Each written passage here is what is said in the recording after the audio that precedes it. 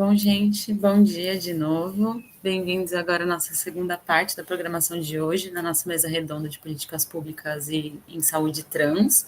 Eu sou a Gabriela, podem me chamar de Gabi. Eu sou extensionista do Núcleo Trans, você é mediadora hoje da nossa mesa. Vou apresentar agora as nossas convidadas, a doutora Ana Morim e a doutora Rosa de Alencar. Primeiramente, muito obrigada por vocês estarem aqui. E primeiro a apresentação delas, né? A doutora Ana Morim, ela é médica de família e comunidade. Ela atua como médica de ensino e pesquisa do Programa de Atenção Primária à Saúde da Faculdade de Medicina da USP. Atualmente, ela é presidente da Abracit, que é a Associação Brasileira Profissional para a Saúde Integral de Pessoas Travestis, Transsexuais e Intersexo.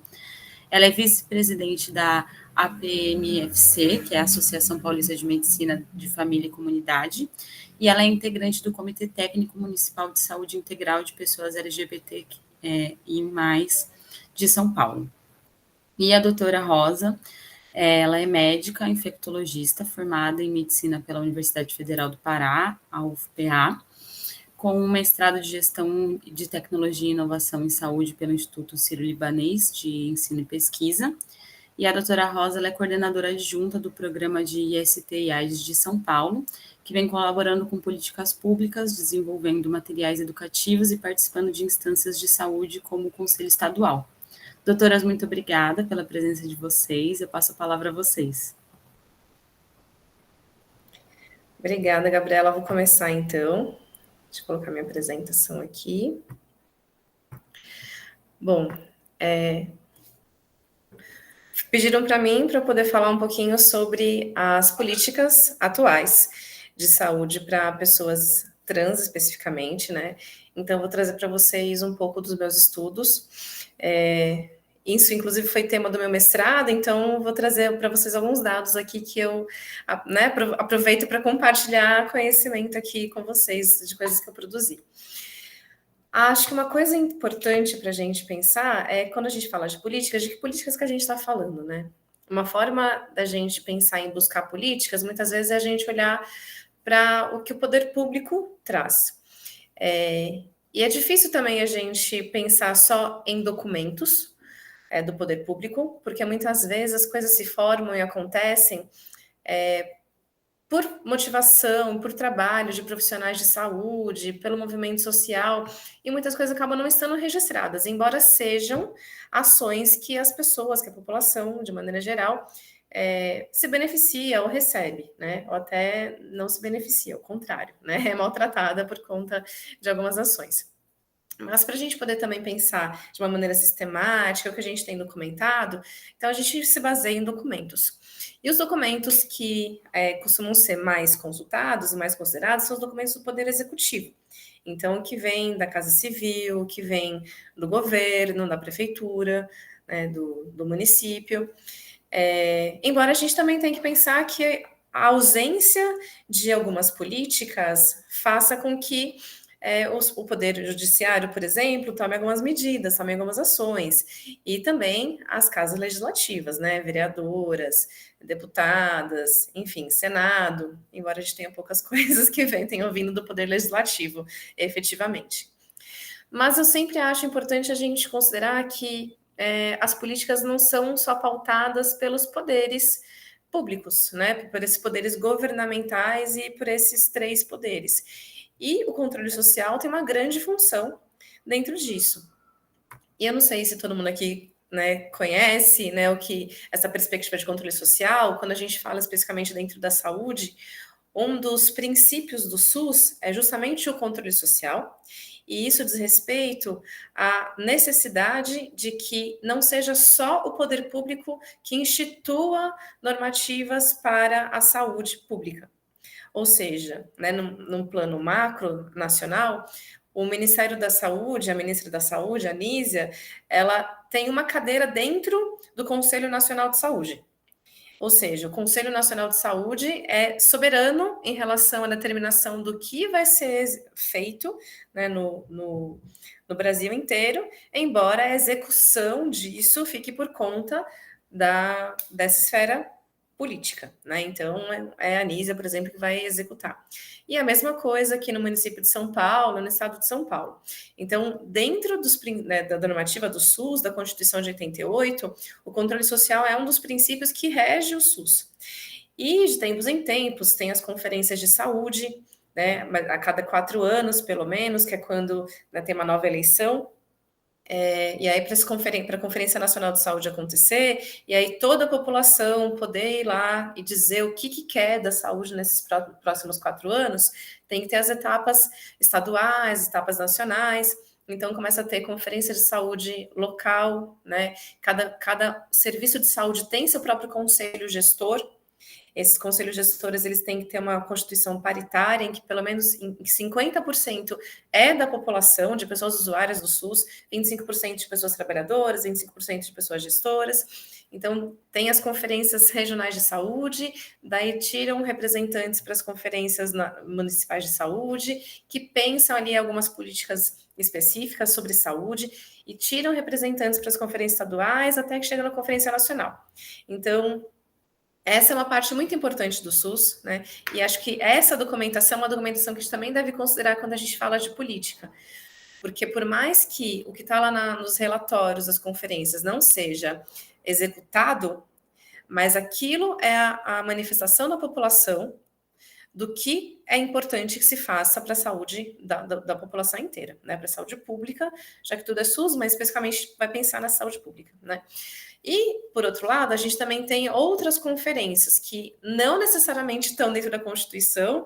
Por conta disso, a gente já teve governos que, inclusive, ceifaram algumas articulações de controle social, mas a gente está tendo restituído, né, nesses últimos anos o Conselho Nacional LGBTQIA+, está sendo chamada agora, né? E aí, essa instância, ela acaba não tendo essa mesma forma de organização, porque não é constitucional. Então, tem município que consegue criar seu conselho municipal LGBT, tem município que não consegue, alguns estados sim, outros estados não. Mas também é um espaço, né, de controle social, não tem essa paridade de profissionais e de pessoas usuárias dos serviços públicos, mas costuma ter algum tipo de paridade relacionada às diversas categorias identitárias, pessoas lésbicas, pessoas gays, bissexuais, pessoas trans, inclusive. Então, acho que a análise desses documentos traz para a gente muitas dessas informações, né, sobre o que se dialoga nacionalmente, e uma coisa é o que eu, Ana, acredito que tem que ser feito. Outra coisa é o que o público, né, as pessoas usuárias de saúde do Brasil acreditam. Então, até no meu mestrado eu fiz uma análise disso também, e aí desde todos os documentos que são possíveis encontrar, e uma grande questão também é que nem todos os documentos estão disponíveis, porque afinal de contas não é de interesse do poder público que muitos documentos estejam disponíveis. Por exemplo, alguns relatórios de algumas conferências que denunciaram irregularidades da gestão, em que fala contra a instituição de organizações sociais, ou seja, sobre a privatização da saúde, mas enfim, né?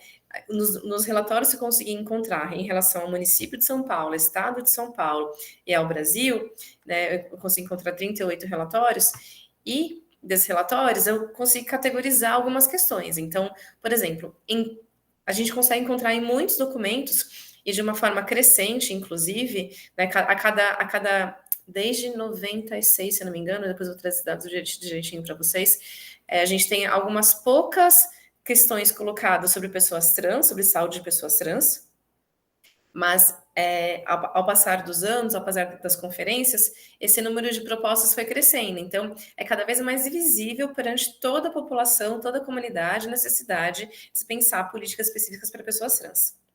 E uma questão que está sempre presente é o acolhimento. Então, como que as pessoas chegam no serviço de saúde? Eu não vou ler tudo para vocês aqui, só vou passar rapidamente esses temas principais, né?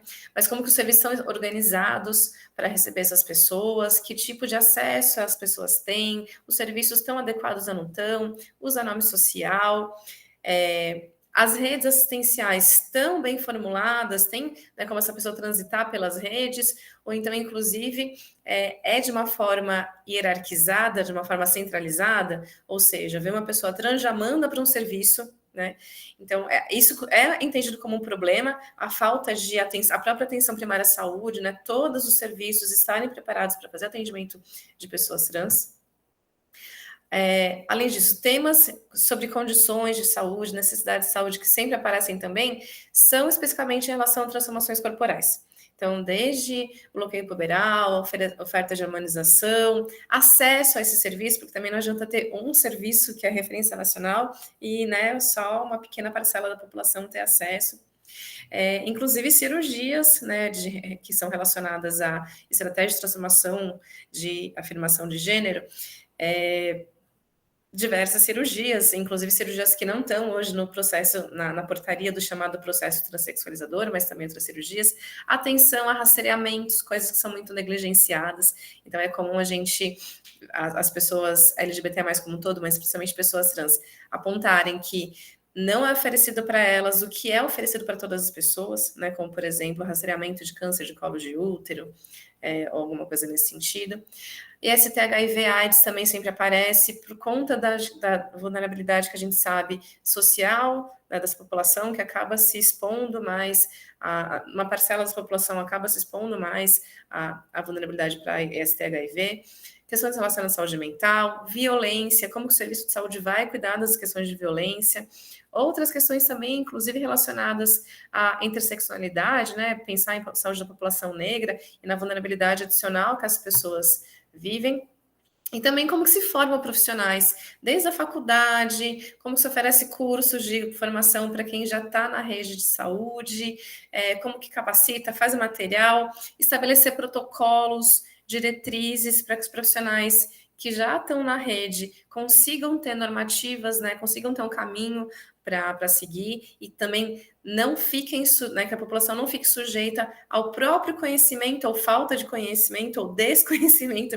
de profissionais, assim como também divulgar tudo isso para a população, e uma divulgação que considere também não só o acesso a essas questões, esses quesitos, mas também a saúde integral. Então, pensar em saúde de pessoas trans não é só pensar em hormonização, né? Ou nessas questões de vulnerabilidade. É pensar tudo que deve ser oferecido à saúde, como para todas as outras pessoas, considerando as suas especificidades. E, principalmente, como que se estabelece esses cuidados todos de uma forma transversal nas políticas que já existem e nos processos, né, nos protocolos que já existem. Acho que essa é uma grande questão, porque quando a gente acaba falando de cuidados em saúde de pessoas trans ou de políticas para as pessoas trans, tem um nicho ali em que um documento específico para pessoas trans, mas quando vai falar de saúde da mulher, quando vai falar de saúde de pessoas gestantes, quando vai falar de saúde de crianças, esse tema não aparece. Então, essa transversalidade é uma coisa que é importante. Mas o que não exclui a necessidade de políticas dirigidas, né? Tanto a própria Política Nacional de Saúde Integral LGBT+, mas como outras políticas também específicas, inclusive a ouvidoria do SUS, pensar o Estado laico, né? A gente ter uma organização de Estado que não considere perspectivas religiosas na sua condução é uma questão também, e o direito ao abortamento está dentro dessa levada.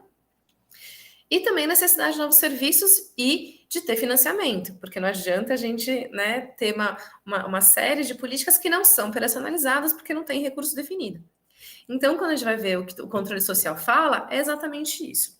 Mas quando a gente vai ver o que está colocado nos documentos do Poder Executivo, e aí eu encontrei 14 documentos do município de São Paulo, 9 do estado de São Paulo e 14 do país, a gente vê que todas as ações do Poder Executivo foram precedidas de manifestações em documentos de conferências de saúde e de LGBT+, do controle social. Então, com isso que eu estou querendo dizer para vocês, que quem constrói política pública, né, é claro que o Poder Executivo tem essa responsabilidade, mas nada vem de graça, né? Tudo é construído há muita lágrima e muito sangue do próprio controle social. Então, para a gente pensar em construir política pública, a gente não tem que pensar só em virar vereadora, em, né, concorrer a um cargo de Estado, mas a gente precisa também pensar como que a gente se articula enquanto movimento social para pautar isso de diversas maneiras. Pensar conferências de saúde e conferências LGBT é uma forma que é legitimada, documentada, e é por isso que eu estudei sobre isso, mas a gente, né, articula de outras maneiras. Então, sempre parabenizo o Núcleo Trans Unifesp por fazer esses movimentos, porque essas formações também significam isso, né? Essa potência da gente poder pensar outras ações, formações e formas também da gente atuar, desde a base até serviços mais específicos. Então, vou trazer para vocês aqui o que a gente encontra em relação a especificamente planos e políticas, né, quando se chama assim, né, pelo Poder Executivo, tanto a nível municipal quanto do Estado de São Paulo, né, e eu estou falando aqui nessa nossa perspectiva, que estamos dentro do município de São Paulo. A gente tem um plano estadual de enfrentamento à homofobia de 2010, né? E por mais que a gente tenha essa palavra homofobia, foi só depois de 2010 que a gente começou a ter registrados em documentos, até dentro do mesmo movimento social, falando a palavra transfobia, lesbofobia, bifobia, porque até então se usava homofobia como sinônimo de tudo, né? E foi inclusive essa percepção de invisibilidade de outras categorias identitárias que fez com que o movimento tivesse seus enfrentamentos e começasse a pautar outros termos. E também, em 2004, a gente tem o programa Brasil Sem Homofobia. Antes disso, tem alguns registros em alguns documentos gerais, mas muito pouco. Então, se a gente for pensar, políticas voltadas para a população são muito recentes, né? Tem 20 anos ou menos. Isso não quer dizer que o poder público deve ser perdoado pela sua ausência de estratégias. Mas é uma coisa para a gente considerar também, que a gente ainda está avançando em muitos tópicos e tem muito a gente crescer ainda dentro dessas questões. Cliquei no lugar errado aqui. Especificamente dentro do município de São Paulo, foi só em 2015 que um programa chamado Transcidadania, não sei se vocês já discutiram isso aqui, mas né, vou trazer um pouquinho dessas questões, foi estabelecido. Esse programa era para oferecer formação de ensino médio para pessoas trans que não tinham tido acesso à educação formal, não tinham finalizado a educação formal, a partir de uma bolsa, e também as pessoas poderiam ter acesso, além disso, acesso a cursos de formação, esqueci o nome agora, mas não é formação profissional, algum tipo de possibilidade de formação profissional. E aí depende até hoje de como cada local que conduz isso oferece esse tipo de formações. Foi a partir disso que no município de São Paulo se começou a oferecer a humanização, por exemplo. Então, inicialmente foi só para as pessoas que eram parte do programa Transcidadania. Depois disso, né, tivemos várias disputas dentro do controle social, inclusive. A gente sabe que foi profissionais de saúde que fizeram enfrentamento à Secretaria Municipal de Saúde para conseguir fazer a humanização nos outros serviços, porque tinha uma tendência do próprio município de querer centralizar, né, tudo em só uma região da cidade, só uma unidade da cidade. E no Brasil, o Plano Nacional de Promoção de Cidadania e Direitos Humanos LGBT, que também trazia algumas questões específicas sobre pessoas trans. Teve também esse programa Mais Saúde e Direito de Todos, que também diz respeito a isso nacionalmente, e a Política Nacional de Saúde Integral LGBT, que foi publicada em 2011, inclusive com bastante participação de pessoas do Estado, do CRT, e acho importante a Rosa estar aqui, porque ela pode até contar um pouco de como esse movimento aconteceu, né, dentro do Estado de São Paulo. Ela foi publicada.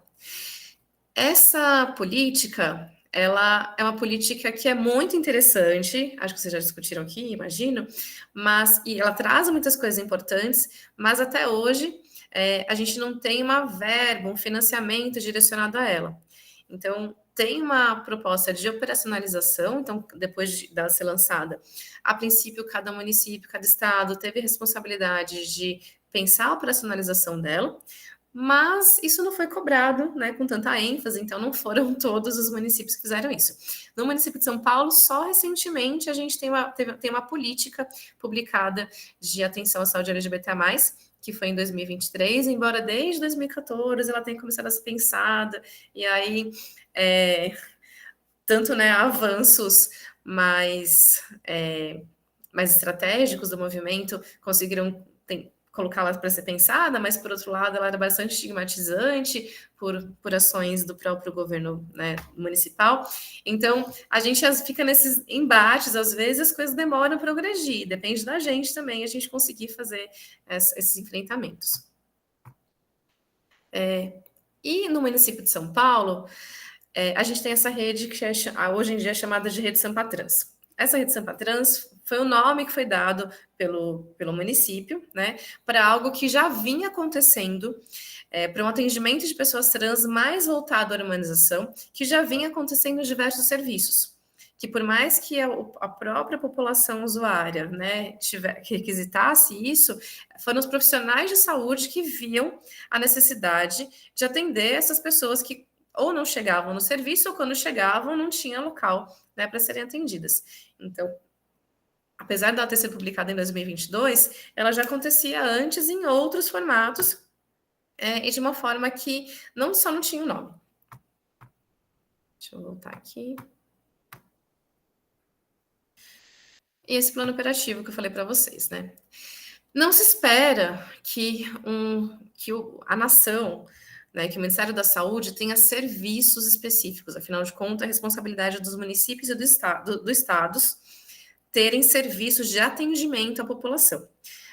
Hoje em dia, a gente tem uma construção dentro do SUS de que os serviços municipais, de que o serviço de atenção primária tende a ser serviços municipalizados, e serviços hospitalares também, que seriam relativos à atenção secundária, né, alguns poucos à atenção terciária, sejam de competência no município, e serviços que têm uma necessidade menor para a população como um todo, ou seja, uma porcentagem pequena da população vai precisar, costumam ser de referência estadual.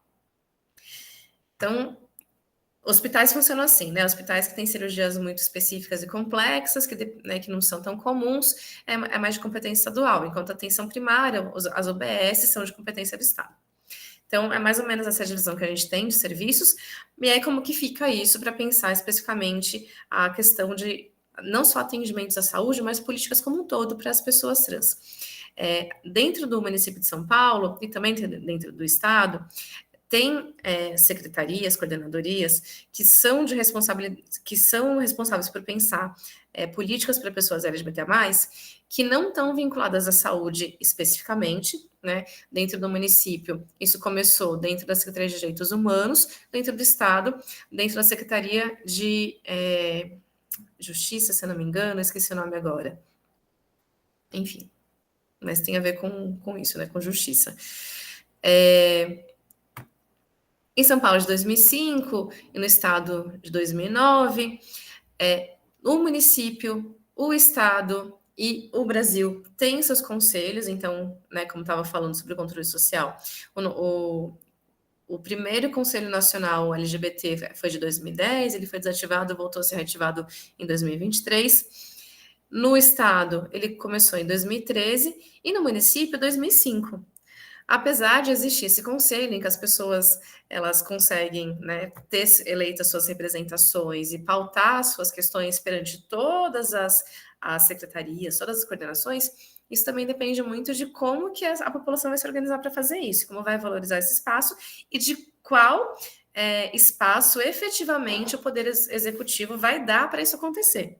Então, não é porque existe um conselho que não está sujeito a boicote, apagamento, né? Então, isso também tem que ser considerado. Sobre serviços e outras estruturas. Tanto, né, nesses 3 níveis de governo, a gente tem os comitês técnicos, que começou pelo Comitê Técnico de Saúde da População LGBTA+, em 2004, a nível nacional. Em 2013, a gente começou a ter, né, voltado também a essa Secretaria de Segurança Pública e Justiça, enfim, que estava junto dessa coordenação de políticas de diversidade sexual do Estado, o Comitê Técnico Estadual de Saúde da População LGBT. Isso se difere dos conselhos, porque quando a gente fala de conselho de saúde, é principalmente todas as categorias identitárias falando sobre questões políticas dessa população. Mas quando a gente fala de comitê técnico, também se imagina, se configura esses comitês técnicos a partir da presença de profissionais que têm experiência no tema, de serviços que são consagrados nessa história, né? E o próprio CRT, que a Rosa vai falar daqui a pouco, tem uma importância muito grande na formação do Comitê Técnico Estadual de Saúde. E foi também por força dos profissionais de saúde, do movimento social, que se instituiu o Comitê Técnico Municipal de Saúde aqui no município de São Paulo. Eu lembro que era bem chato a gente ver alguns documentos feitos por pessoas que, tem que falar alguma coisa sobre pessoas LGBT? Pega ali o menino que é gay, que está trabalhando na Secretaria Municipal de Saúde, e fala para ele escrever alguma coisa, mesmo que fosse uma pessoa que não tivesse conhecimento técnico, né? E aí, nisso, a gente via muitos documentos inadequados serem publicados, com muitas patologizações de diversas naturezas. Já acabou meu tempo, eu vou passar rapidinho aqui, tá? Bom, daí tem o ambulatório, né, que fica dentro do CRT, que acho que a Rosa vai falar um pouquinho mais daqui a pouco. E aqui no município de São Paulo, a gente teve uma luta muito grande para tentar não centralizar os serviços, né? Saiu do projeto Transcidadania, em que tinha urbanização só para aquelas pessoas, e o movimento foi para que a atenção primária, ou seja, para que todas as UBS tivessem competência e condições de fazer atendimento de todas as pessoas trans.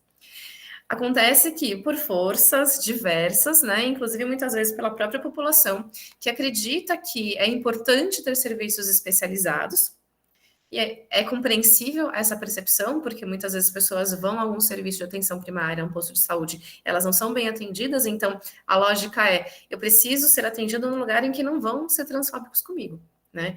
Então, às vezes vai por essa lógica. E também tem a lógica popular de que quanto maior a especialização do serviço de saúde, melhor o cuidado, que não é verdade. A gente está mais sujeito a patologizações, né, quando chega em serviços subespecializados. Então, teve esse movimento em que se criou esse centro de referência em 2023 aqui no município de São Paulo, que a princípio deveria servir só para casos complexos. Mas não é sempre assim. Às vezes as pessoas vão até lá para colher Papa Nicolau e são incentivadas a colherem Papa Nicolau lá.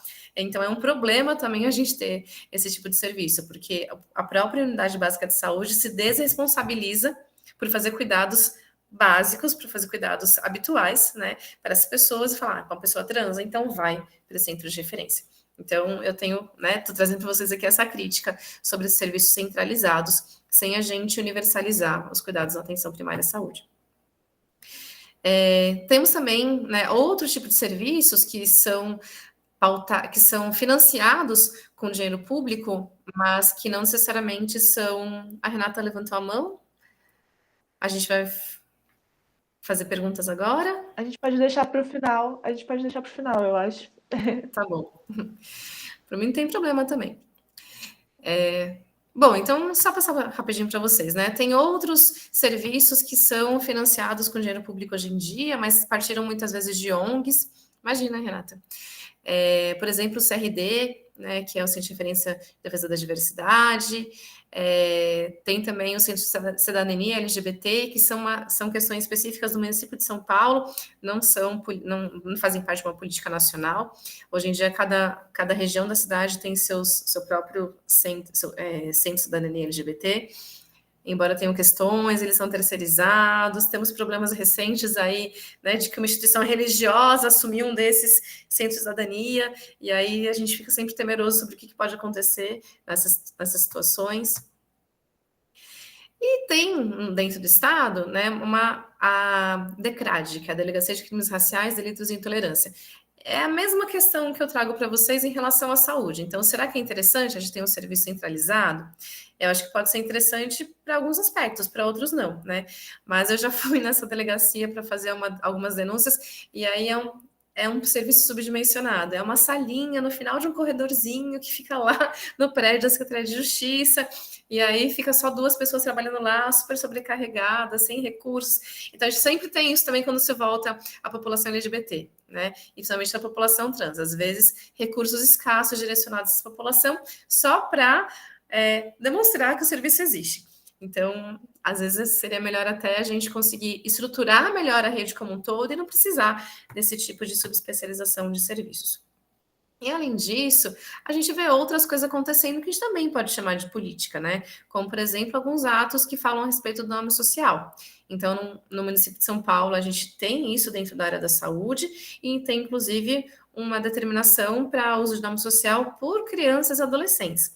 Embora não assuma, né, crianças se a família não autorizar. Enfim, as evoluções, às vezes elas são parciais, né? No estado também a gente tem um ato normativo sobre isso e também no Brasil, falando especificamente sobre o uso de nome social nos serviços de saúde.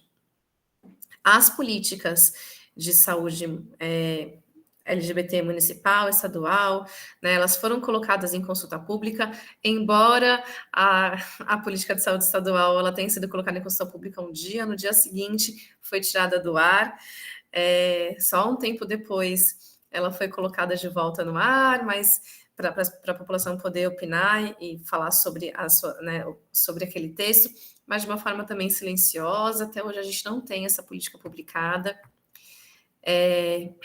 Nos 3 níveis de governo, a gente encontra capacitações e formações EAD para profissionais de saúde. A grande questão é com que frequências elas são oferecidas, qual a qualidade dessas formações, mas tem esse movimento, a gente encontra esse movimento de alguma maneira. A gente não tem um protocolo nacional sobre saúde de pessoas trans. O que a gente teve, em primeiro lugar, foi o próprio protocolo do município de São Paulo, né, que eu e outras pessoas fizemos parte da construção, o Isis também, que estava aqui agora há pouco, a Denise do Núcleo Trans, muitas pessoas do Núcleo Trans, o Magnus, né, trabalharam bastante para isso. A gente republicou em 2023 uma segunda versão ampliada, né, com algumas correções, e a partir disso, desse próprio documento, o Telecondutas, que é uma ação da Universidade do Rio Grande do Sul, que até o meio desse ano era financiada pelo Ministério da Saúde, agora não é mais, publicou um documento técnico a respeito de hormonização de pessoas trans. É o mais próximo de documento nacional que a gente já teve sobre como oferecer cuidados em saúde para pessoas trans. Ainda assim, esse documento foi muito pautado em cima do protocolo do município de São Paulo. E a gente tem esse documento técnico do Estado, que é de 2014, não é tão específico sobre pessoas trans, mas também fala sobre pessoas trans. Embora também trouxesse algumas construções de patologização, que acho que também eram próprias do raciocínio da época e da ausência também de, enfim, estudos e de construções da época. Tem algumas penalidades a serem aplicadas, né, na prática de discriminação nos serviços no estado de São Paulo, a Lei 10.948, que ela é bastante inovadora, ela é de 2001, antes ainda de a gente ter na Secretaria de Justiça, né, que eu tinha falado para vocês, a formação enfim, do grupo que trabalhava essas questões. Na carta de usuário, na carta de direitos de pessoas usuárias de saúde, a gente tem o uso do nome social colocado e também questões relacionadas ao direito em saúde de todas as pessoas, sem discriminação, então dá para a gente puxar isso também como uma construção política transversalizada. O processo transexualizador no SUS, né? O que a gente chama dessa maneira. Estamos aí esperando uma nova publicação. Ele é originalmente de 2008, foi reescrito em 2013 e tem aí promessas do Ministério da Saúde que ainda esse ano, ou talvez no começo do ano que vem, não sabemos, vai sair uma nova publicação em que temos promessas informais de que todos os estados vão ter uma referência para cirurgias relacionadas à afirmação de gênero, em que vai ter bloqueio puberal garantido, apesar do CFM falar que não pode fazer em todos os serviços, né? Teria que ter pesquisa relacionada ao bloqueio puberal. Então, estamos esperando ansiosamente para isso acontecer. De maneira transversal, a gente encontra em poucos documentos do Ministério da Saúde esse tema pautado, que é uma questão, né? Isso deveria estar colocado em todos os documentos, todas as áreas. Tem a ficha de notificação de violência, se considerou isso, E aí, né, o que eu trago para vocês acho que eu já pautei todas as questões aqui. Nem sempre a gente tem acesso fácil às informações, muitas vezes falta transparência do poder público, a gente vê essa progressão rápida desde os anos 2000, muitas vezes a gente, quando vai olhar tanto propostas em conferências de saúde que vêm da população, como também documentos, a gente vê questões contraditórias colocadas. Então, às vezes, essa própria questão de centralização do atendimento de serviços subespecializados versus atendimento e atenção primária. E a gente precisa de mais respostas ainda, né? Então, era isso que eu tinha para trazer para vocês. Desculpa ter me avançado tanto. Estou aqui. Obrigada, Ana. Vamos passar a palavra, então, para a doutora Rosa. Bom, obrigada, Gabriela. Bom dia novamente. Todas as pessoas aqui presentes, né? Nesse dia é um prazer estar aqui. Agradeço em nome da Bruna e da Gabriela, ao Núcleo Trans da Unifesp. Já parabenizo também nessa importante iniciativa, acho que tanto a Brasite, que a Ana preside, né? Agora foi recém-eleita, quanto o Núcleo Trans da Unifesp, tem trazido essa oportunidade, né? Uma série de iniciativas que dão oportunidade para formação, né, de profissionais, de pessoas interessadas nesse tema. Então, só para complementar rapidamente o que a Ana falou, é coordenação de políticas para a diversidade sexual, que é da Secretaria de Justiça e Cidadania. Ela foi implantada em 2009, mas essa política, né, que já punia, tinha uma previsão de punição aí para a homofobia, transfobia, para todas as LGBT-fobias, né, até antes disso. Bom, eu vou trazer para vocês, acho que a Ana fez uma exploração aí bastante bacana, aí, foi super ótimo, Ana, aprendi muito aqui também com você, e eu vou trazer um recorte, como é que o Estado, como é que o Centro de Referência e Treinamento de STAs e o Ambulatório de Saúde Integral para Travestis e Transsexuais do CRT tem trabalhado aí na implementação de uma linha de cuidado aí para as pessoas trans no Estado. Você coloca, Bruna, eu vou tentar aqui, deixa eu ver se eu consigo aqui, vou abrir minha apresentação, selecionar a janela, vamos ver, acho que está aqui, acho que vai dar certo. Deu certo? Abriu? Deu Abriu, certo. Deu certo. Estamos conseguindo. Mas não está no modo de apresentação agora? Tá? Para nós também. Apresentação. Está no modo de apresentação para nós. Passou? Passou. Então, tá bom. Então, a Ana já fez uma exploração bastante importante aí das políticas, eu vou só trazer alguns eventos, né, que são muito importantes aí nesse avanço aí também, que são consideradas políticas, né, públicas aí de saúde para a população LGBT. Então, a primeira delas aqui nesse contexto, em 2009, né, a inauguração, a implantação do Ambulatório de Saúde Integral para travestis e transexuais, né, que a gente chama de ASID-CRT, nesse momento aí, quando ele foi implantado, a gente tinha, né, o Hospital das Clínicas, trabalhando aí, atendendo essas pessoas, com um olhar muito voltado aí para os procedimentos cirúrgicos, e tinha já algumas poucas, quase nenhuma iniciativa aí na atenção, na assistência às pessoas trans. Então,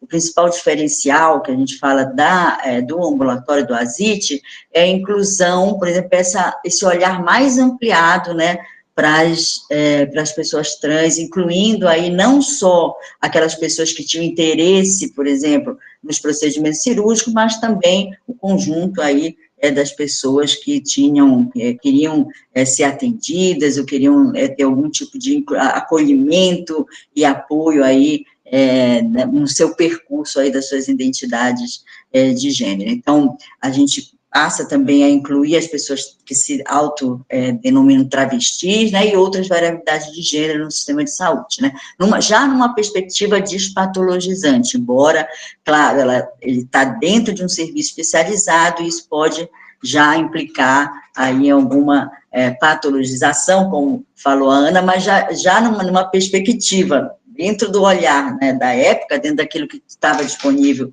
naquele momento, numa perspectiva despatologizante, né, com uma identidade, sendo a identidade de gênero uma experiência autorreferida, né, não patológica, sem necessidade de qualquer diagnóstico de confirmação dessa identidade para possibilitar o acesso de saúde geral ou específica, né, então também ele já é implantado numa perspectiva de saúde integral e não só olhando para o processo aí, que hoje chama processo transexualizador, para os dispositivos de transição de gênero.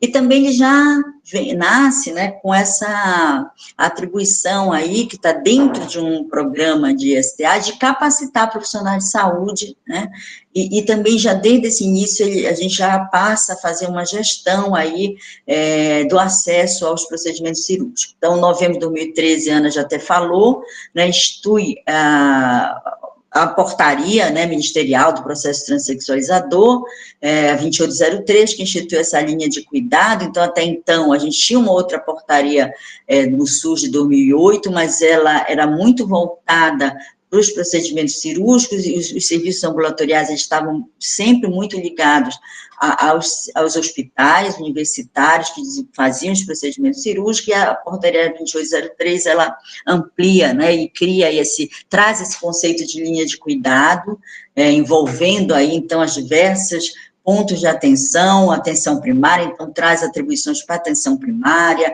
e também fala da atenção especializada, né, quais seriam aí as atribuições da atenção especializada, tanto no âmbito ambulatorial, quanto no hospitalar, né, e prevê já pagamentos, inclusive, financiamento para atendimento em consulta, aquisição de hormônios e para os procedimentos cirúrgicos.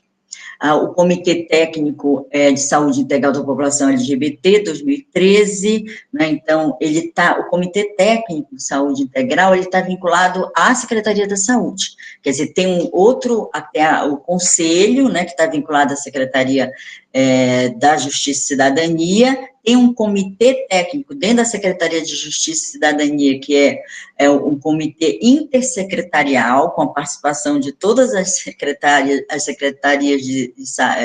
todas as secretarias do governo, né, então, é um comitê que teria muita potência, né, para trabalhar várias dimensões aí das questões relacionadas à população LGBT, em especial a população trans, e 2020, 2023, então, a gente consegue incluir dentro do Plano Estadual de Saúde metas e ação, no plano de 2020 a 2023, metas e ações nesse plano, né, no sentido de ampliar a oferta de hormonização e, com isso, dar saúde integral para as pessoas trans, travestis e com outras variabilidades de gênero, né, e isso fica sob responsabilidade do CRT, e nesse novo Plano Estadual de Saúde também a gente manteve essa meta, né, e uma meta um pouco mais ampliando aí a possibilidade de apoio às regiões de saúde na implantação aí dessas linhas de cuidado. Aí a Ana já falou do Programa de Atenção Especializada à Saúde da População Trans, que é esse que vai vir no lugar da portaria do processo transexualizador. Ele ainda não foi, né, se vai ser um grande avanço em termos de saúde aí da população trans, mas ele ainda não foi publicado, né, a gente espera ansiosamente que esse programa seja publicado, porque ele vai trazer muitas coisas, novidades, muitas boas novidades aí, com certeza vai ser muito importante na ampliação desse cuidado. Aqui é rapidamente, então, a proposta que vem desse programa, né, então ele prevê serviços ambulatoriais e serviços cirúrgicos, né, então ele cria duas tipologias de serviço, um ambulatório especializado, tipo 1, então é muito importante que, embora a gente esteja falando, né, e eu acho que o município de São Paulo, depois, como a própria Ana já falou, a rede Sampa Trans, ela está sendo estruturada, envolvendo os serviços de atenção primária, não todos os serviços, mas uma boa parte, né, dos serviços de atenção primária, essa nova portaria, né, que vem aí que cria esse programa de atenção especializada, ele ainda vai estar no âmbito da atenção especializada. Então, essa é uma contradição, essa é uma questão que precisa ser melhor debatida. A gente teve recentemente uma reunião numa web com o Edu Cavadinho, que está lá na SAES, né, na Secretaria de Atenção Especializada, junto com a Flávia Teixeira, e que foi trazido isso, mas assim, o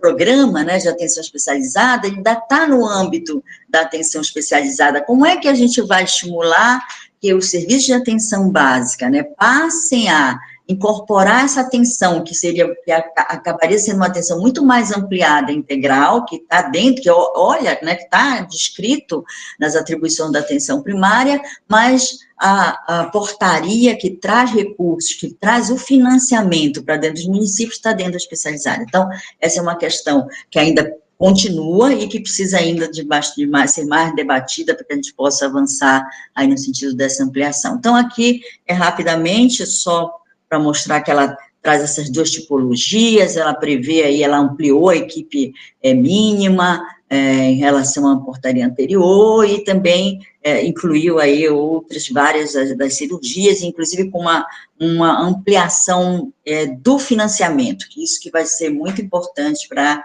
estimular os municípios aí nessa implantação. Então, como é que a gente tem feito essa discussão junto aí às regiões de saúde e os municípios? A gente partiu, né, já em 2020, 2021, porque 2020 o plano estadual, ele passa, né, a ser implementado, a gente passa a comprar, e o Estado, o CRT, adquire os hormônios, então, isso demorou um tempo, então é 2021 que a gente passa a ter os hormônios aí para disponibilizar, e aí a gente começa uma série de reuniões aí junto às regiões de saúde, aos municípios, no sentido de organizar essa linha de cuidado aí nessas diversas regiões. Então, a gente partiu desde iniciativas de atendimento, de interesses, que a gente já vinha percebendo, isso aí muita gente indicou, né, profissionais que tinham interesse,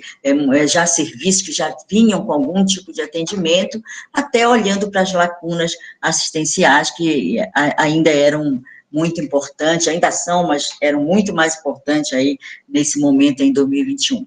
Um diagnóstico situacional, então a gente faz nessa reunião com os municípios um diagnóstico situacional do território, né, então levantamento dos pontos de atenção e necessidade de capacitação. A gente trabalha nesse processo com a possibilidade, o território define aonde que vai ser iniciado esse processo, esse atendimento. Muitos deles, inclusive, estão sendo implantados dentro de unidade básica de saúde, mas ainda não envolve toda a atenção básica, né? Acho que esse é um desafio importante, que toda a atenção básica passe a ser envolvida e a gente possa fazer essa discussão mais ampliada.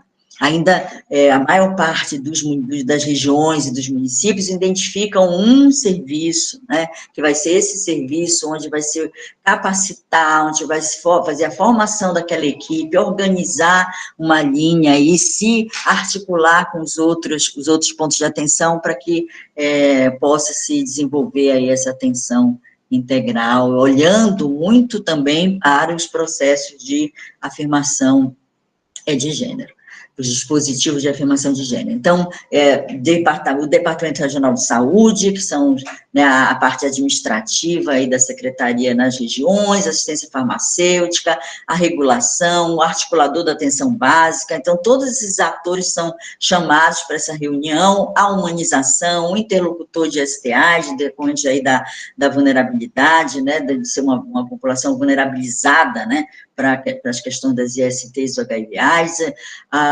então, toda essa coordenação municipal, interlocutor lá do grupo de vigilância epidemiológica, que trabalha com essa temática, o município, né, a equipe do município, a Secretaria Municipal de Saúde, o gerente, a equipe de serviços e outras secretarias também, quando disponíveis, né.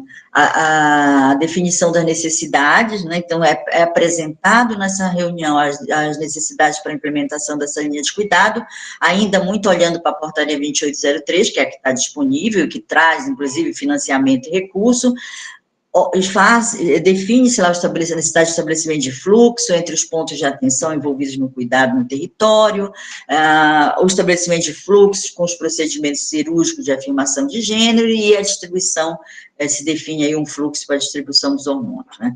Essa possibilidade do CRT adquirir os hormônios e distribuir esses hormônios foi crucial, foi fundamental para a implantação desse serviço, porque desde 2014, desde a publicação da portaria 2803, o CRT vem trabalhando de uma forma bastante importante com capacitação de equipes, com receber visitas desde secretários municipais de saúde, equipes de serviços, capacitações envolvendo equipes de serviço, e isso não resultava de uma forma importante na implantação de serviço ou de atendimentos a essa população. Então, foi a partir, e a gente vinha observando que uma barreira que era muito colocada pelas secretarias municipais de saúde era a disponibilização do hormônio.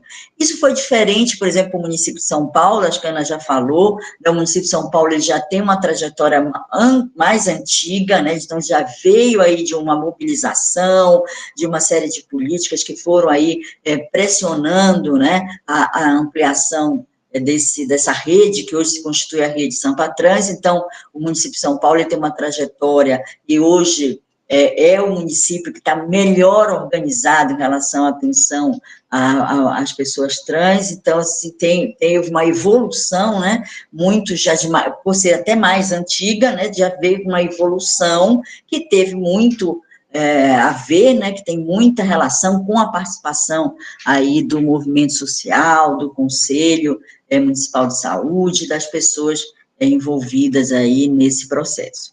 E aí também a gente tem trabalhado muito a discussão do processo de credenciamento e habilitação do serviço, que é o que vai garantir a sustentabilidade. Então, hoje, a habilitação do serviço, ele segue, né, aquilo que está na portaria, é o que faz com que o município consiga receber o recurso que está previsto na portaria, ele está dentro, para que o serviço seja habilitado, ele precisa estar dentro da especialidade. Então, ele precisa ter um CNES, né, que é o registro dos serviços de especialidade. Então, por exemplo, um serviço que é implantado numa unidade básica de saúde, ele tem essa questão, né? Por isso que a gente fala dessa contradição. Então, embora a gente tenha aí estimulado, né, e trabalhado com a inclusão da atenção primária na assistência, né, e na atenção às pessoas trans, a habilitação desse serviço não é possível, ou seja, ele também não vai acessar o recurso destinado ao financiamento das atividades previstas na portaria. Então, essa é uma questão que precisa ser melhor olhada, melhor discutida, para que a gente possa avançar no sentido da ampliação do envolvimento mais potente, maior, né, da atenção primária.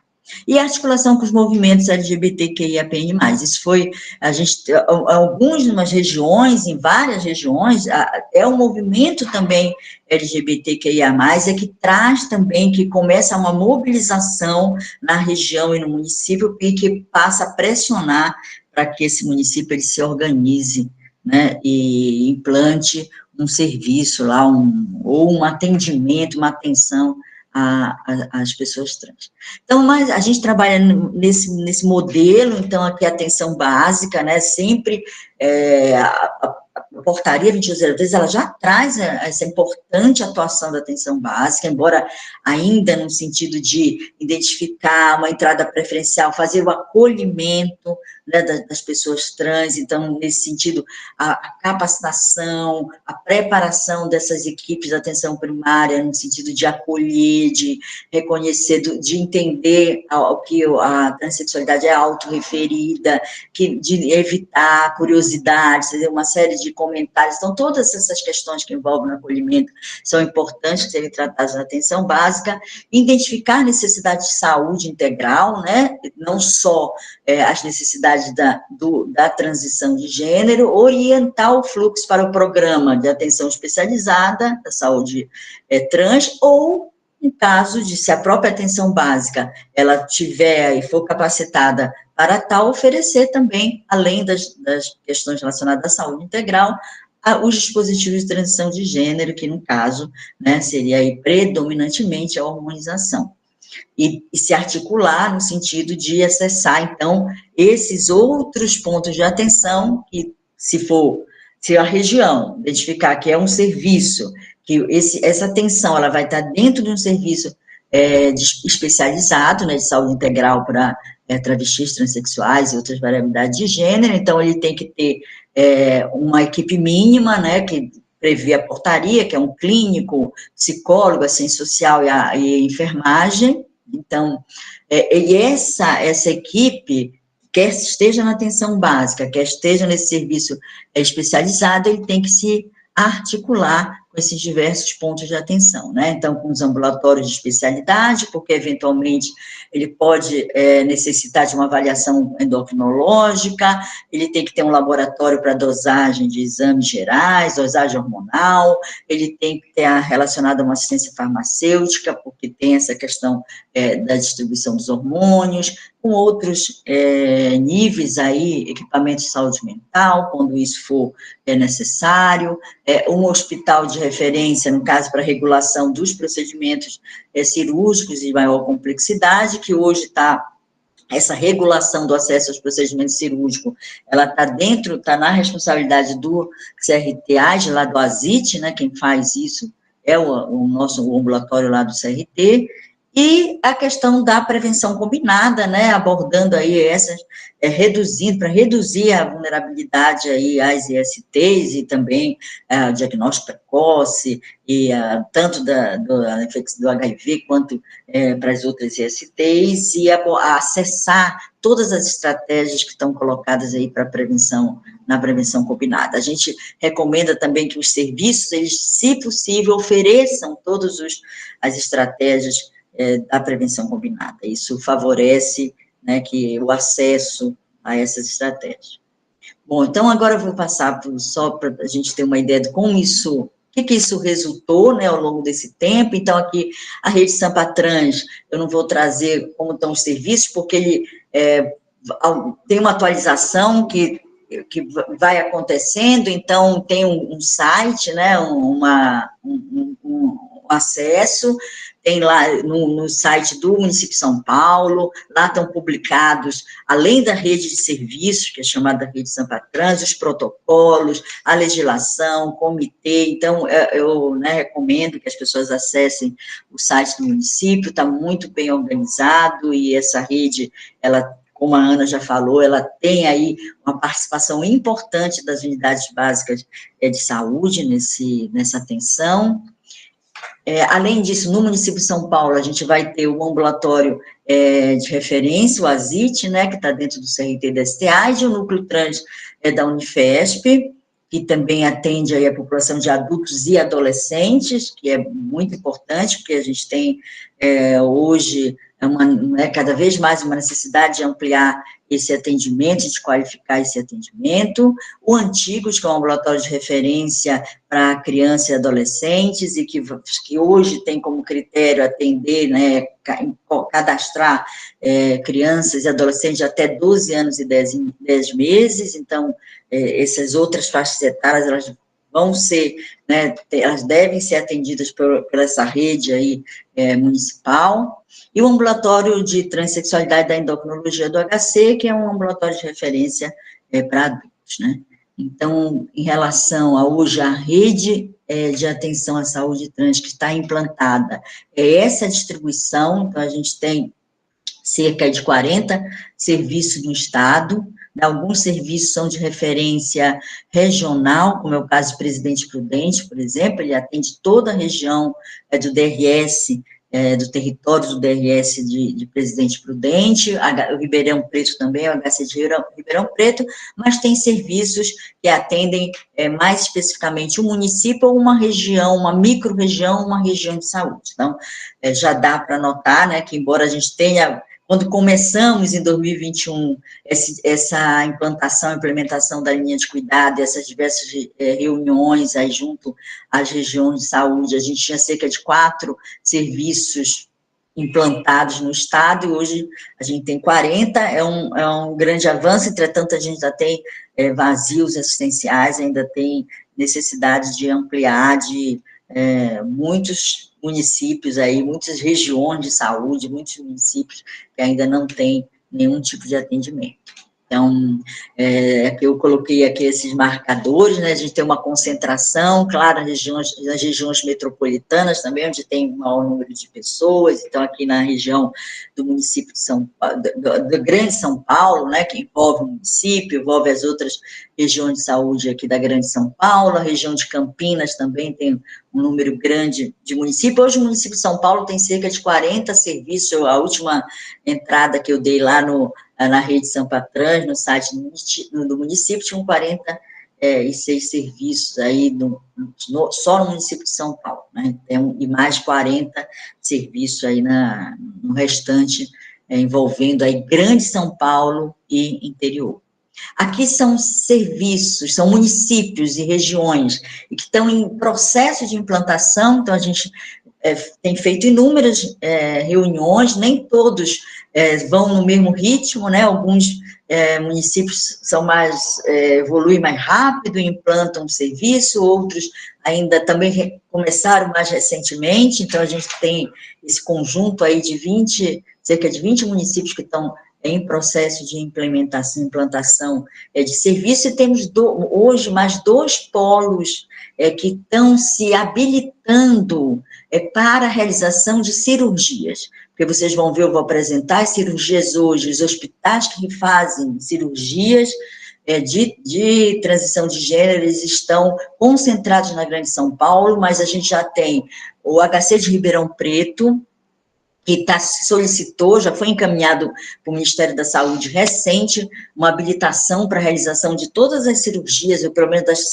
principais cirurgias que estão dentro da portaria 2803, e o CAISM, em Campinas também, que CAISM é um centro vinculado à Unicamp, que também está fazendo uma solicitação da habilitação para realizar também cirurgias aí dentro do processo hoje, né, da portaria do processo transexualizador. Então, isso é também uma boa notícia, porque a gente vai poder passar a descentralizar, né, esses procedimentos cirúrgicos. Hoje estão todos centralizados aqui na região da Grande São Paulo. Então, em termos de procedimento cirúrgico, então, a gente tinha, em 2009, né, quando foi implantado o ambulatório lá, o ASIT, 12 cirurgias, novas cirurgias sendo realizadas pelo Hospital das Clínicas, única e exclusivamente, e a gente tem hoje, né, cerca de 180, 170 cirurgias que foram sendo ampliadas aí para outros hospitais. Então, o HC continua aí realizando as 12 novas cirurgias, além de cirurgias de retox, que eles chamam, né, que são cirurgias complementares aí, que muitas vezes são necessárias. O Mário Covas, que hoje realiza 24 cirurgias, por ano. O Mário Covas faz só neovulvovaginoplastia, né? O Hospital Pedreira, que faz mamoplastia masculinizadora, que a gente chama. O Hospital Diadema, que também faz mamoplastia. O Hospital Diadema também, ele oferece um serviço de abordagem cirúrgica às complicações do silicone industrial, é o único serviço hoje que trabalha com essa abordagem. E o Hospital Mário Dene, que é de gestão municipal, ele faz tanto mamoplastia como as esterectomias, né? E vocês podem ver o quanto que esse processo de habilitação, ele está muito aquém, né, da nossa necessidade. Basicamente, só o Hospital das Clínicas é hoje habilitado e recebe recursos do federal, né, do nível federal, para realizar as cirurgias. Todos os outros hospitais não são habilitados, tiveram muita dificuldade de se habilitar no governo anterior e agora estão refazendo seus processos de habilitação. Bom, como é que é realizado esse acesso às cirurgias do processo transexualizador? Então, ele é organizado de forma centralizada, através de instrumentos de inclusão e controle orientados pela data do início do segmento no serviço. Então, a gente tem duas ferramentas básicas, uma que a gente chama de relação de interesse, que é a partir da realização de um cadastro por meio de um formulário enviado para o ASIT, desde o início do segmento. Então, logo que a pessoa expressa a necessidade e interesse pelo procedimento cirúrgico, ela já o serviço já deve preencher esse cadastro dessa pessoa, enviar para o ASIT, ela vai lá ficar aguardando que todo o processo, né, seja completado para que ela possa ir para uma avaliação cirúrgica.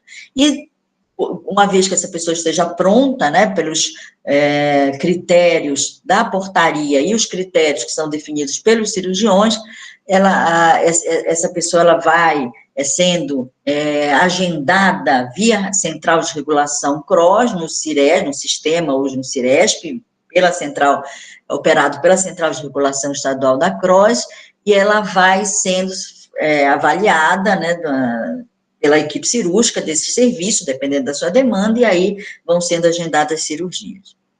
Hoje, nesse processo, né, eu falei lá no início de 2021, a gente passa a adquirir os hormônios, então, hoje, nós temos todos esses ambulatórios aqui que recebem hormônios adquiridos pelo CRT, né, então, nós temos hoje cerca de 4.193 pessoas trans que recebem, estão sendo seguidas, acompanhadas nesse serviço, recebendo hormônios que são encaminhados, né, pelo centro de referência.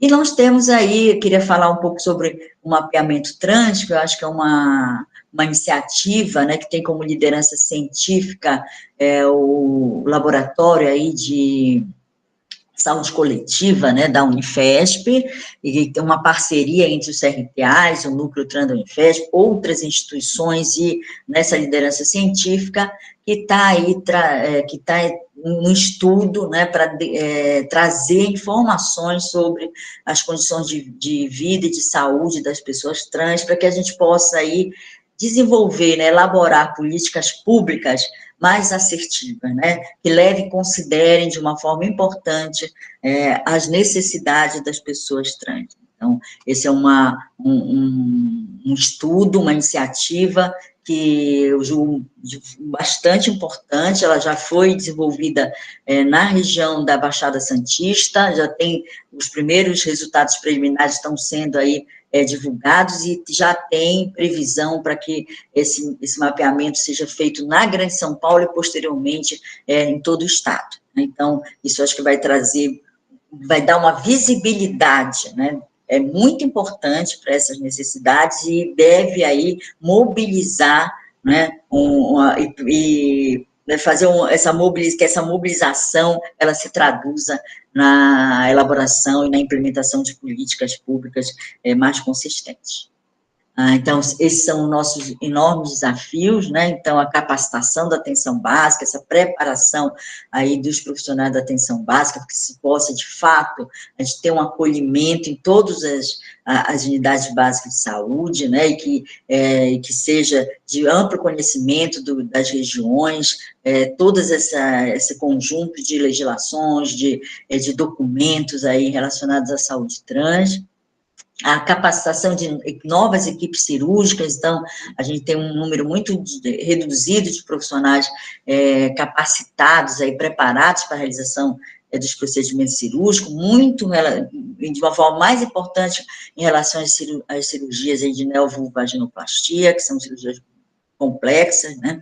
A oferta da epilação a laser, ela é um pré-requisito para a realização da cirurgia pelo Hospital Mário Covas, da neovulvaginoplastia, entretanto, a gente ainda não tem nessa possibilidade, esse procedimento oferecido aí dentro do SUS, a ampliação das cirurgias de redesignação sexual, né, então, além da neovulvaginoplastia, a gente já tem uma espera longa aí das mulheres trans e transfemininas para a realização da cirurgia, e também as novas cirurgias que estão previstas na portaria, que ainda não são oferecidas, né, o acolhimento e atendimento de crianças e adolescentes, seus familiares e rede social, o serviço também é uma pauta importantíssima aí, está com muita dificuldade de ser colocada, né, pelo movimento aí que vem se avolumando aí em diversos campos aí políticos, a ampliação de espaços de participação dos movimentos LGBT QIA+, nos municípios e serviços, que a Ana já falou, a criação dos conselhos municipais, a ampliação do acesso às estratégias de prevenção combinada, as ISTs HIV, em especial a PrEP, a gente, apesar de ser uma população muito vulnerabilizada e com altas taxas de prevalência, a gente ainda tem uma representação muito pequena, quando a gente vai olhar no percentual de pessoas que estão acessando a profilaxia pré-exposição, a intensificação de ações intersetoriais no enfrentamento da discriminação devido a LGBT, que há mais fobias e vulnerabilidades, né? Então, essas questões foram trazidas hoje de manhã, da parte da alimentação, né? E de políticas sociais aí que deem conta de reduzir as vulnerabilidades das pessoas trans, a habilitação hoje dos serviços implantados, então, desses 40 serviços que estão hoje implantados no interior, na Grande São Paulo, no interior, só um serviço, só o município, o serviço de São José do Rio Preto é habilitado, ou seja, todos esses outros serviços não estão habilitados, não recebem recursos, os municípios não recebem recursos para a implementação dessa atenção e produzir informações sobre as condições de vida e saúde das pessoas trans, que é isso que a gente espera aí como resultado do mapeamento trans. Bom, era isso, gente, acho que já me alonguei um pouco em relação ao meu tempo, e é isso. Muito obrigada. Nós que agradecemos, Rosa e Ana. Acho que a gente pode abrir agora para as perguntas. Quem quiser fazer pergunta, acho que pode ir levantando a mão para a gente fazer essa primeira rodada. E tem 2 perguntas no chat também que eu vou ler para vocês. Pode ser? Deixa eu achá-las aqui. A primeira pergunta é a da Mona Lisa, e é a seguinte: qual ambulatório atende a população trans idosa? Tem um específico?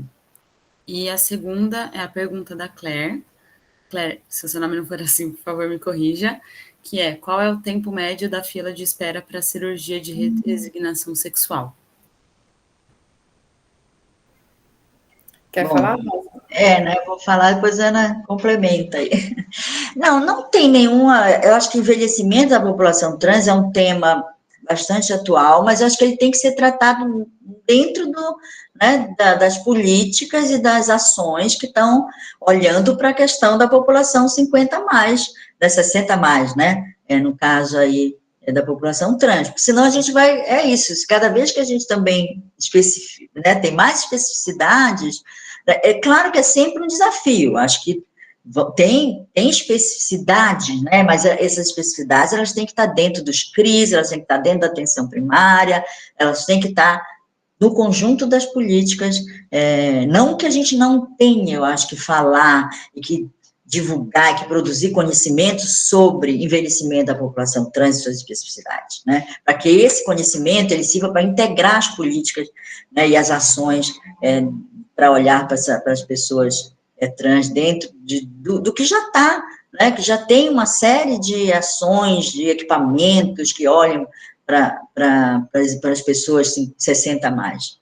Eu acho que a gente precisa, de fato, abrir essa conversa, abrir essa discussão dentro desses serviços. Né? Acho que esse é um grande desafio. Olha, a mamoplastia masculinizadora, né, ela tem um tempo de espera hoje relativamente pequeno. Qual é a grande questão, barreira do acesso à mamoplastia? É o IMC.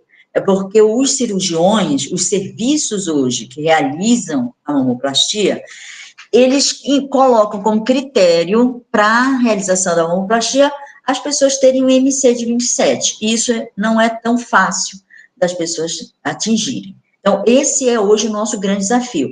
A gente está, assim, com uma perspectiva muito boa, porque esse hospital lá, o HC de Ribeirão, esse serviço que está aí, já solicitou habilitação, inclusive já passou pela bipartite, já foi lá para o Ministério da Saúde, a gente espera que haja uma agilidade aí na habilitação, ele está se propondo a fazer mamoplastia em pessoas com IMC acima de 27. Então, a gente precisa ter serviços, né, que possam ofertar essa mamoplastia com IMC que não seja 27 ou menos, porque isso é uma grande barreira. Hoje, o número de mamoplastias ofertadas não tem uma espera maior do que um ano, assim, claro que isso tudo é depois do tempo, né, dos critérios aí regulamentares, que estão colocados dentro das portarias e hoje a resolução do CFM, ela está mais avançada do que a portaria que está vigente, né, porque ela já traz um ano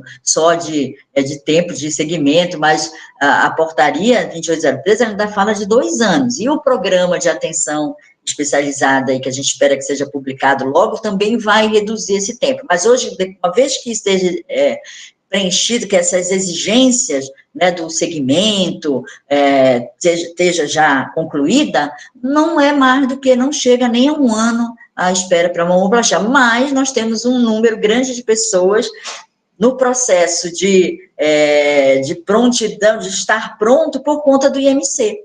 Né? Então, esse IMC hoje é um problema que a gente tem aí feito discussão junto aos cirurgiões, mas a gente tem muita resistência, embora nós não tenhamos evidências científicas que embasem essa normativa, essa definição de IMC, mas né, é muito difícil fazer essa discussão. Então, eu espero que os serviços universitários, agora Ribeirão Preto e o CAISM da Unicamp, eles possam, já que eles são serviços universitários, né, e com muito mais infraestrutura, vamos pensar assim, que eles possam trazer, né, começar a fazer, de fato, as mamoplastias em pessoas com IMC acima de 27, isso produz aí conhecimento e evidência científica de que é possível e que as complicações não são tão maiores do que o IMC menor que 27. Então, essa é a questão da mamoplastia. A neovulvaginoplastia, gente, é um tempo bem longo, depende, porque tem o critério da epilação a laser, né, tem uns 2 anos, então, em média, as pessoas demoram uns 4 a 5 anos para finalizar esse segmento, esse acompanhamento, porque as pessoas entram e saem, é muita vulnerabilidade, né, vulnerabilidade social, são muitas questões envolvidas no segmento. Então, uma vez a pessoa pronta, eu posso dizer que, e aí com a epilação a laser, que é uma outra barreira que a gente também espera conseguir aí superar e disponibilizar isso no SUS, eu diria que a gente tem em torno de 6 anos, aí, 6 anos para que uma pessoa, uma vez que ela tenha todos esses critérios já feitos, né, ela esteja pronta para a cirurgia, para que ela possa ir para uma avaliação cirúrgica. Hoje a gente está trabalhando com pessoas que iniciaram o processo, né, o acompanhamento do segmento,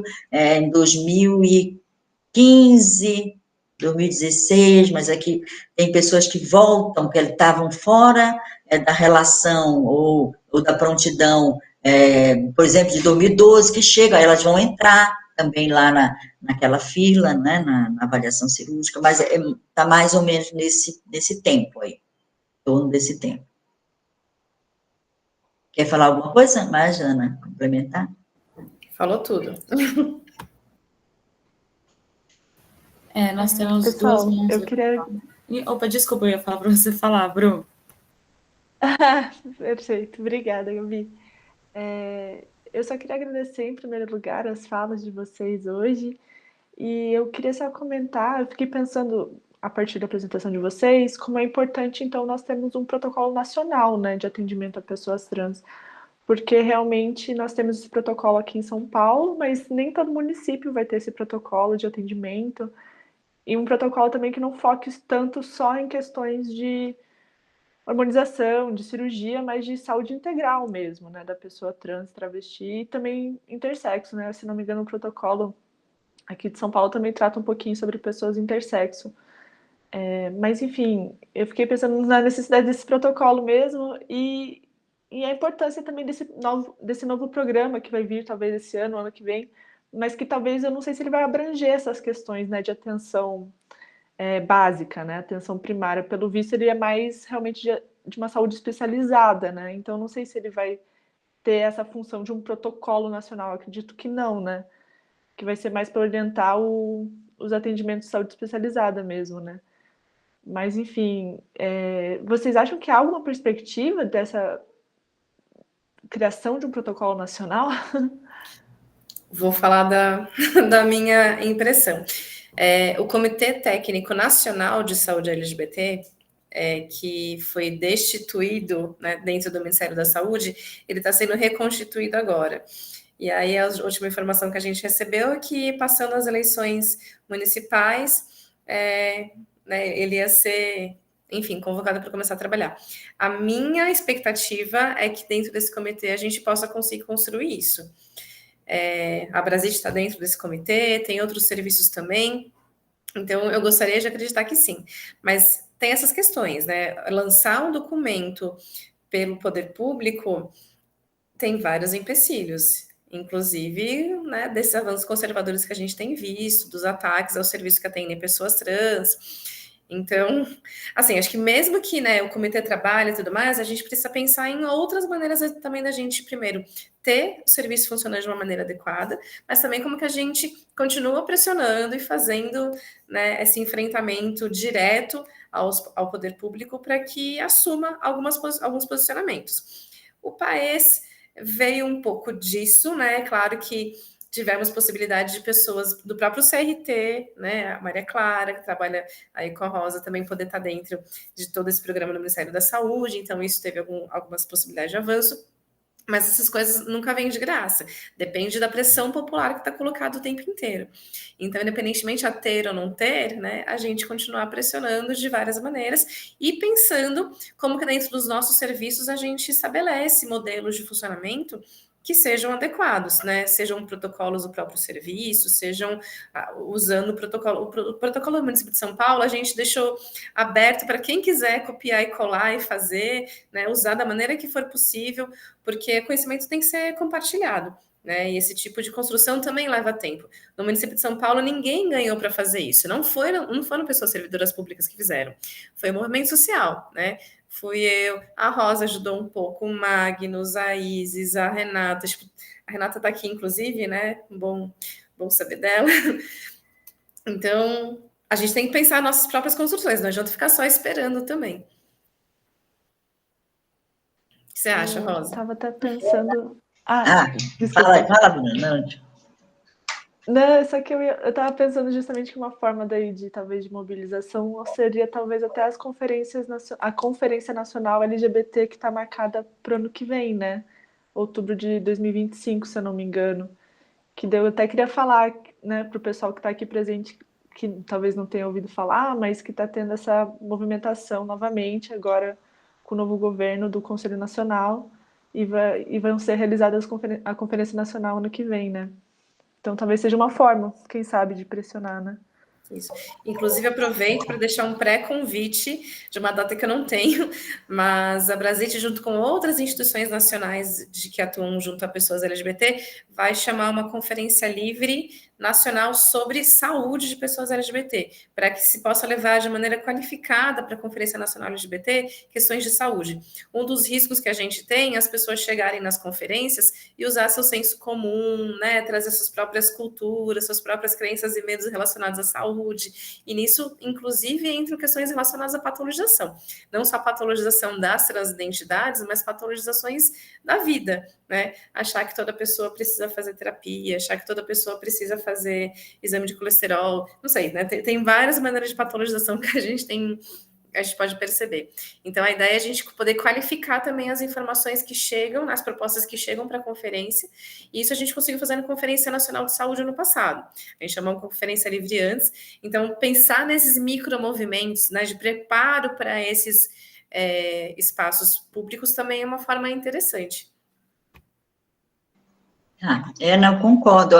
O protocolo de São Paulo, do município de São Paulo, a gente tem usado como referência para todos esses municípios, para toda a implantação aí da linha de cuidado. O protocolo do município é uma referência, porque ele está muito bem construído, né? Então ele está atual, então ele é utilizado como referência. Eu estou olhando aqui umas questões, então, assim, o Davi, né, pergunta, não, antes alguém perguntou sobre habilitado, o serviço habilitado pode caminhar para o serviço não habilitado pode caminhar para o serviço habilitado. A gente não precisa, os serviços não precisam estar habilitados para fazer as ações, as atividades, né, os procedimentos que estão previstos aí na portaria ou que de atendimento das pessoas trans. Não há essa vinculação entre habilitação. Claro, qual é a importância da habilitação?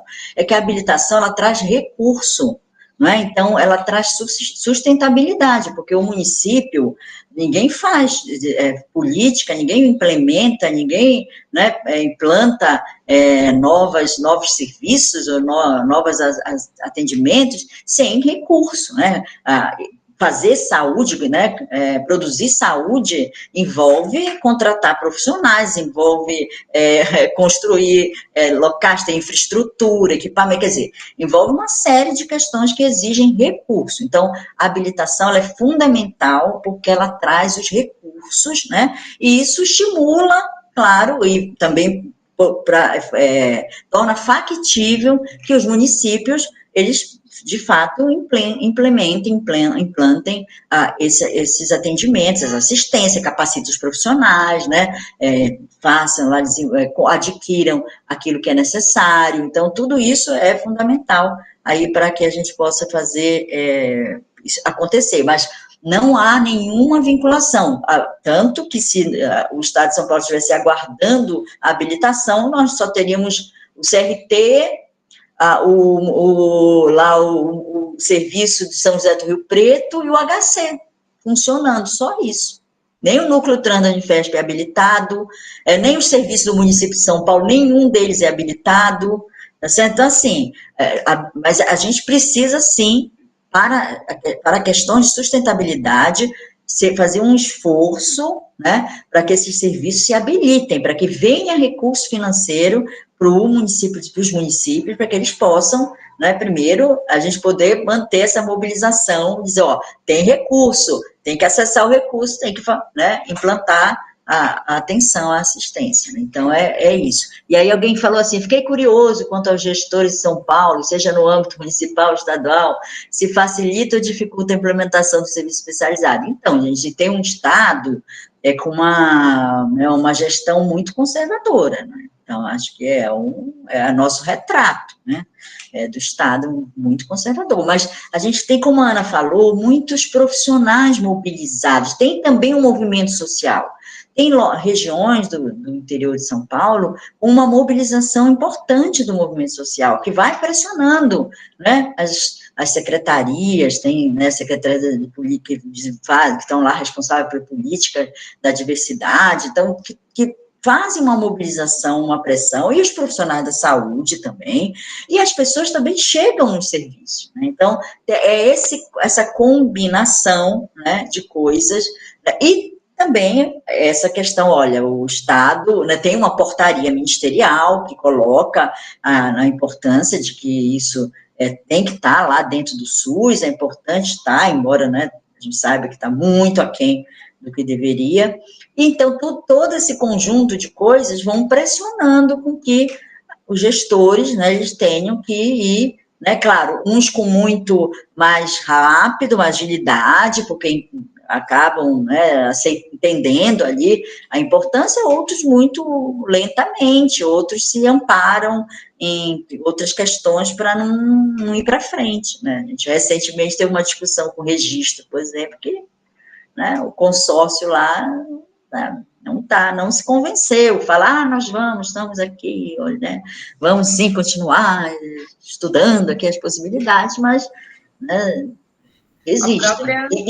E registro tem um movimento social muito importante lá, né? Muito importante. Fala aí, Ana, desculpa. Eu ia falar que a própria habilitação é uma desculpa para gestoras e gestoras não permitirem que o atendimento aconteça, né? E acho que isso é uma coisa muito importante de ser dita. A habilitação não diz respeito à possibilidade, à autorização para funcionar. A habilitação é para receber recurso financeiro. Agora, atender pessoas trans é uma necessidade ética de todos os profissionais de saúde, né? A gente pode falar assim, não, a pessoa trans, eu não tenho formação específica. Eu já tive muitas discussões com profissionais da rede que falavam, não, eu tenho que fazer uma especialização de 4 anos para poder atender pessoas trans. Endocrinologista me falou isso. Eu falei, não, é mentira, porque meus estudantes, eu sou professora da faculdade, então meus estudantes ficam comigo 2 semanas na atenção primária, eles saem aprendendo a fazer humanização. E aí a pessoa ficou tão cansada de me ouvir falando que ela falou assim, então atende você, e jogou coisa na minha cara. Então, as pessoas usam isso como justificativa, né? Mas eticamente a gente tem que oferecer atendimento, a gente não pode negar atendimento, ainda mais quem está dentro do serviço público. E tanto essa questão da habilitação não é verdade, que a Rosa não falou, mas o CRT compra os hormônios com recurso próprio. Não tem dinheiro para comprar. E o CRT usa o seu próprio dinheiro, que não é direcionado para isso, né? Tamanha essa importância que os profissionais do CRT vêm para comprar hormônio e distribuir pelos municípios, né? Não é nem para atender só as pessoas que estão chegando até o ambulatório. Então, assim, é uma rede que é uma rede de apoio, é uma rede de suporte, é uma rede social, é uma rede de profissionais e de usuários, né, de usuários e usuários de saúde, que estão ali tentando sustentar uma coisa que a gente não tem ainda consagrada pelo Estado, né? Mas se a gente não fizer isso, não chega em lugar nenhum, não adianta a gente só esperar que o Estado venha, né, e ofereça de bandeja alguma coisa. Então, essa construção, essa luta é cotidiana, até que chega um momento que fica tão insustentável para o Estado negar, que eticamente tem que aceitar, tem que oferecer. Então, é assim que a gente consegue fazer transformação social, né? Verdade. Não, as nossas armas são essas, né? E as regiões, elas vão criando movimentos que vão repercutindo. Por exemplo, o Grande ABC, ele fez uma organização lá de... Eles, assim, escolheram que todos os municípios tivessem um serviço lá, né? Poderia ser diferente, mas eles escolheram isso. E eles envolveram a educação permanente, fizeram um grupo de trabalho, leva para si. E aí, claro que sempre tem, né? Por exemplo, um município na época de Adema, que era uma prefeitura aí mais progressista, né? Na época, então que toma frente, isso vai mobilizando, vai criando uma onda na região, e aí os outros gestores também se sentem pressionados, né? E o movimento social ganha força e se sente pressionado aí implantando, né? E ampliando isso porque o Estado, o CRT, né? Está comprando e dando hormônio, porque se não desse os hormônios, essa era uma grande barreira. Só capacitar as pessoas não era suficiente. A gente viu isso, a gente capacitou inúmeras pessoas, inúmeras equipes, mas não era suficiente. Não era suficiente para que o atendimento acontecesse lá no local. Então, dando hormônio, tem município que se nega, né? Sim, mesmo fornecendo hormônio. Não, a gente não quer, né? Então, é uma negativa ativa de atendimento de pessoas trans. E acho que isso... E aí... Fala.